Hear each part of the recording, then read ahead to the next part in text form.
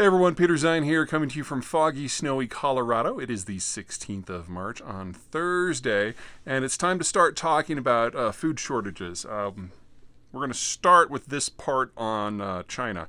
So the Chinese, as you may have heard me discuss in the past, have a cult of personality, which means things like tests for animal diseases that the government finds inconvenient tend to not just happen because the CCP reps get in the way. So there's something called African swine fever, which is something that the pork community is terrified of because it's basically Ebola for pigs. Highly communicable, always ends in the death of the pig, and if one hog in your herd gets it, you basically have to call the entire thing. Now, about 4 years ago, China suffered through the biggest ASF epidemic in history, and over the course of about 6 to 8 months, killed more of its own hogs commercially than the rest of the world has commercial hogs. And that triggered a lot of paranoia within the CCP about food security for obvious reasons. This is maybe happening again. Now, the way it works in a normal place, if you're a pig rancher or farmer and you want to find out if your hog has a disease, you get a test kit, you take certain swabs and samples, and then you send that test kit with the swabs and samples into a lab, and when the lab gets the results, they call you. That's not how it works in China. In China, there's an intermediate step where the lab calls the local CCP rep, and then the CCP rep calls you to let you know if you got a case or not. And since it's a cult of personality and no one has been given an approval to trigger a food crisis, they just kind of let it go on in the background. Well, in the last few weeks, there have been some very brave CCP reps who have decided to report the truth. And as of the news of this week, we now have more cases of ASF being reported in China in just the month to date than the entirety of the previous year.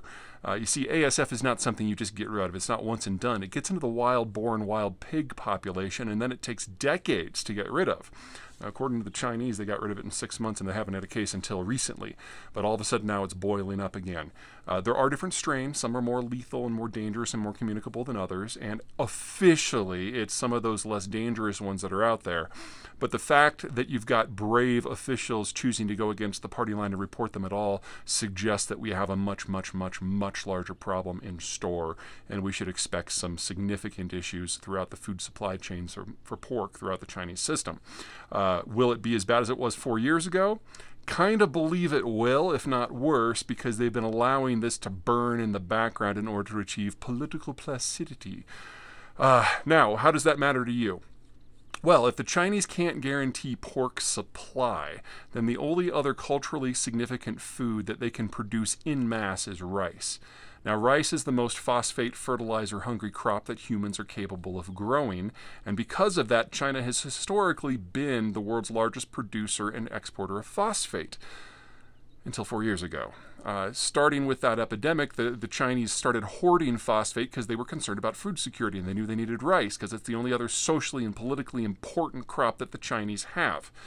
Well, since then, in the last 4 years, phosphate exports have been down 20 to 80% based on the season, very erratic based on where the Chinese level of fear is. Now that we actually have official cases of African swine fever again, we should expect phosphate exports to more or less go to zero, meaning that the single largest source of one of the three main fertilizer nutrients is suddenly in dire condition. And that is going to have implications throughout the entire agricultural system of the world. We were very fortunate in calendar year 2022, in that despite disruptions from China, from Russia, and from the energy space, we had enough reserve built up in the system for all the types of fertilizers in order to kind of wiggle by, and we also had excellent weather for most of the world's farmers. The chances of that happening twice in a row, especially when you have disruptions like ASF in China right now, are almost non-existent, which means that the next one, tomorrow, we're going to talk about the weather and where in the world we are seeing already disruptions to the food supply system. All right, that's it. See you guys tomorrow.